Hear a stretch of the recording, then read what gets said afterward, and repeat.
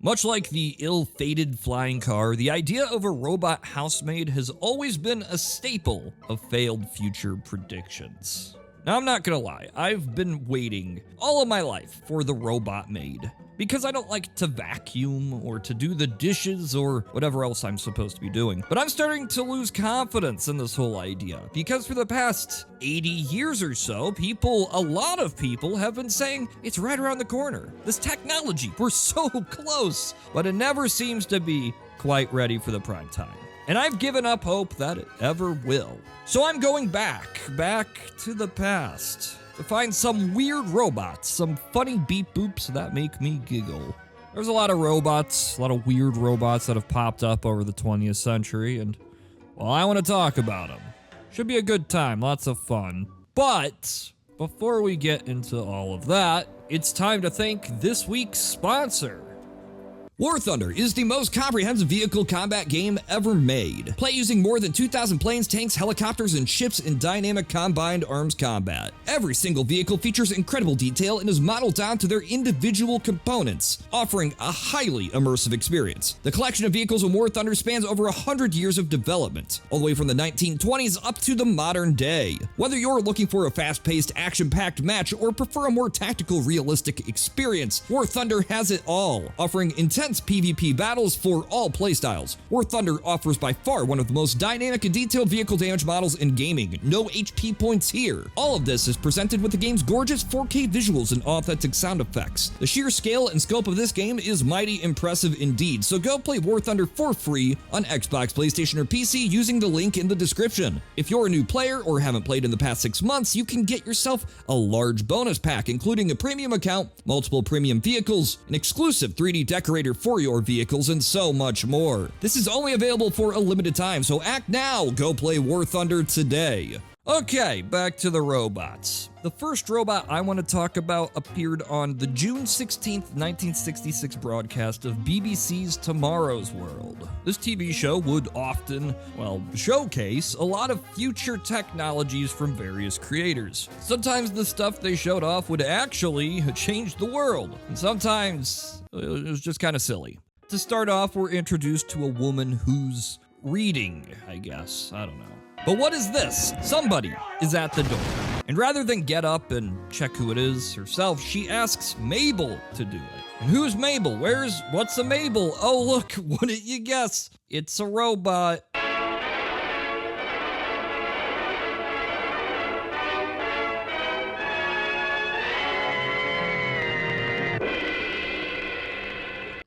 Okay, so Mabel is not a real robot. I gotta get that out of the way right up front. This was a TV show, and while it's a segment talking about inventors' inventions, this robot is more a prop than anything else. Designed to show what life could be like in the far-flung future year of 1976. This is pretty quickly apparent just by a few details, like the random blinking lights on Mabel that do absolutely nothing. She'll wake you at your preset time.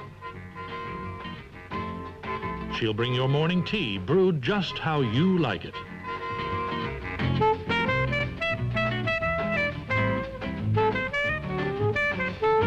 The entire segment is amazing.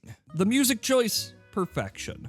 The ominous robot ready to spill boiling water on the lady wouldn't have it any other way. One criticism though, not even a criticism, one concern I have is that arm. The robot arm, which is clearly just a plastic arm being held up by a guy off screen. This is obvious, very obvious throughout the entire segment. And while we, the audience, are supposed to be amazed by the dexterity and skill of Mabel, it is hard to ignore the fact that it is clearly just a man holding a plastic extendo toy arm. Don't get me wrong, there are elements of robotics here that are more than just a little impressive. Gotta say, this interpretation of a robot vacuum cleaner is way more charming than a Roomba. Now, some parts of this whole thing haven't aged too well, like when Mabel is ironing some clothes. They reference how she has a computer understanding of textiles, and I don't think that's that's really a thing. Maybe it is, I could be wrong, but you cannot tell me that this giant aluminum box is like scanning the molecular fibers of the shirt and understands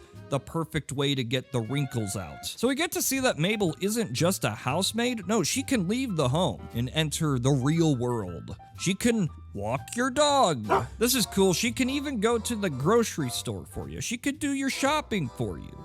Now, I assume given her shape, just the form factor here, that she can't drive, but I guess if you lived really, really close to a store, she might get there eventually. To do the shopping, it's explained that she analyzes market trends to be more economical than your average shopper. She'll do your shopping too, and more economically with her analysis of market trends. That doesn't make sense. Like, come on, like, what, can she see the prices? Is that what you're talking about? Is that analyzing market trends to you? Or can she, like, tell whether the corn harvest next season will be a bust, and now it's time to start stocking up? She can scan documents and, quotes, remember them for next time, which is great. That's great. But, what does she do with those numbers? What does she do with the documents? Where do the documents even go afterwards? But either way. She's great at a party. Her cocktails are classical, and it's safe to drink and drive, for she also computes your blood alcohol level. They truly were the good old days. So we get to find out how Mabel can see. You gotta remember this aired in 1966, predating the very invention of digital photography. So Mabel ain't gonna be using no machine learning to scan the environment. No, this is good old radar and sonic sensing technologies, that's what they call it. I'm not an expert on this stuff, but I have doubts that either of these technologies would have given Mabel the accuracy to do anything. Like, is radar good enough to have her cook for me? Is that how that works? Is her sonic sensing abilities up to the task of guaranteeing that she won't run over my doggy? Turns out she's also a burglar alarm. She watches over your baby. Unfortunately, these features are showcased at the exact same time. Free your wife from domestic slavery. Let her command her own slave at the touch of a button. You know, I think I'm going to start using that. Instead of the term wife, let's call them domestic slaves. Okay, we got to talk about that smartwatch. It makes sense that the watch is the natural input tool here because, well, it is the 1960s. A lot more people would have worn watches, right? But we already saw earlier in the video that she can use voice commands. So what do you really need that watch for? It only has 4 buttons. Probably can't let her do all of this, you know, from those 4 buttons. Is it in case she goes rogue, so you can turn her off? There's a big focus on Mabel's ability to make tea in this whole thing. And don't get me wrong, I like tea. I love tea. It is my drink of choice. But the integration of robots and tea makes me uncomfortable. For those who don't know, tea is hot. And having this awkward, clunky box carry around a teapot on her head, it seems like a safety hazard. I don't even know why she needs to be able to do this. Why does her head need to function as a way to heat up tea? She can use a stove. Apparently, Mabel is very strong. She is quite strong, capable of lifting 1 ton. Not even like an American ton, like a British or a communist ton. One bad firmware update and that early morning wake-up call is gonna end very differently. Pricing-wise, Mabel is quite affordable and available in all good computer stores for only £500. Now, before you get too excited, remember this is pounds, not American dollars. But more importantly, it's the year 1966. Yeah, sure, the segment takes place in 1976, but I really doubt that they were taking potential inflation into account for the next decade when getting these numbers. So let's do the math, and Mabel would cost somewhere around $13,000 to $14,000 US today, adjusted for inflation. Kind of. Again, it's kind of hard to tell, but the goal was to make Mabel cost about as much as a family car. This wasn't supposed to be a casual purchase. It wasn't that inexpensive, but it wasn't supposed to be unobtainable to the average family. So we get introduced to the inventor of Able Mabel, one Meredith Thring.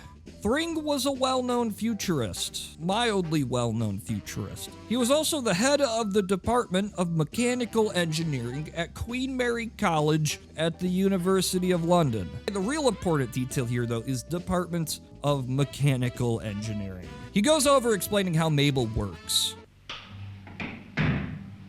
These feet are climbing a slight incline of steps, but could well be adapted for even steep stairs.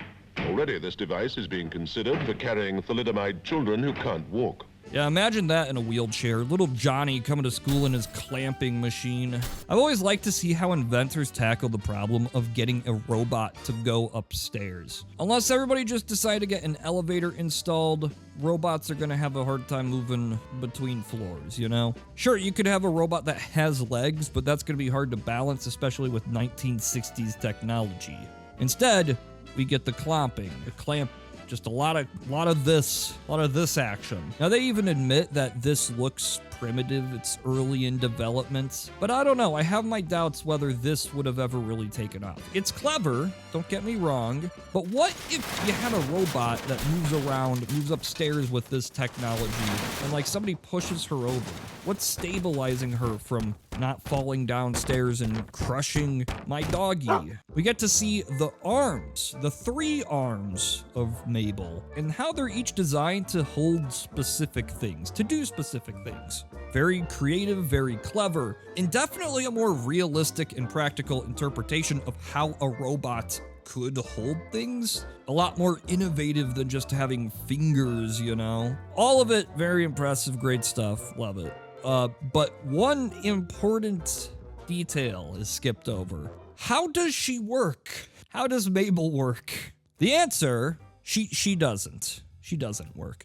Like I said, Thring's expertise is in mechanical engineering. Now, people have done amazing things well before the computer was invented. You could get a lot done by just ingenuity and grit. But I don't think most people seriously expected a robot made to work without some real computing power. You know, you're not getting this done with a series of pulleys and levers. And Thring's focus is almost solely on how the robot moves, how she picks stuff up and holds it without breaking it, how she gets around the house. But he doesn't talk about as much how she identifies obstacles, identifies what to pick up, how she can understand voice commands, how she does anything. Able Mabel is the easiest parts of a robot, the mechanical parts, but the rest of it, the computer stuff, is not in Thring's wheelhouse or concern. And it's all kind of shoved aside in a sort of, well, somebody else will figure that part out. And again, gotta think, this is the 1960s. Computers were still abstract,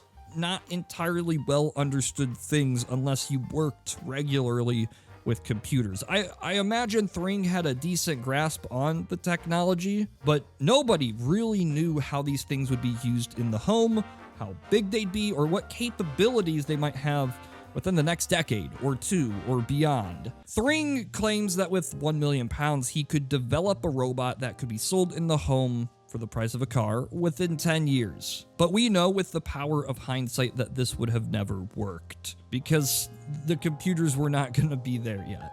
At the end of the segment, Thring talks about how the United States has emerged as the world leader in computer technology, and the UK just can't really compete. And so he proposes that instead, they should focus on leapfrogging ahead and go straight to the robots. You know, just skip over the computer part, go to the robots. Which I know sounds kind of stupid, but it's not. So before this point, again, 1960s, preceding half-century of consumerism and technological progress in the home really instilled this idea that technology exists to make life easier. The inevitable conclusion of any computer revolution was going to be more fancy home appliances. Because that's what people knew. That's what people's idea of new technology really was. The advancements they had seen over their lives was the stovetop, the refrigerator, the vacuum cleaner, the ironing machine. And if you think about it, it makes sense that any interpretation of what this technology is capable of would have gone straight to the home. We need a tool, a robot that can do all of this without needing the person to do it. Of course, none of this ever happened. Able Mabel did not change the world.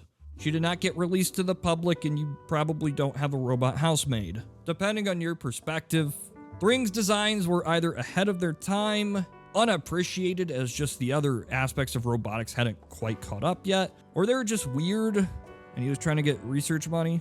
I prefer the former. Something to instill a sense of optimism and excitement and research grants but sadly never made it into our homes. But she did make it into our hearts. I love you, Mabel. I love you. Again, huge thanks to War Thunder for sponsoring this video. So go play War Thunder for free on PC, PlayStation, or Xbox. And make sure if you haven't played in the past 6 months to use my link in the description to claim your large bonus pack.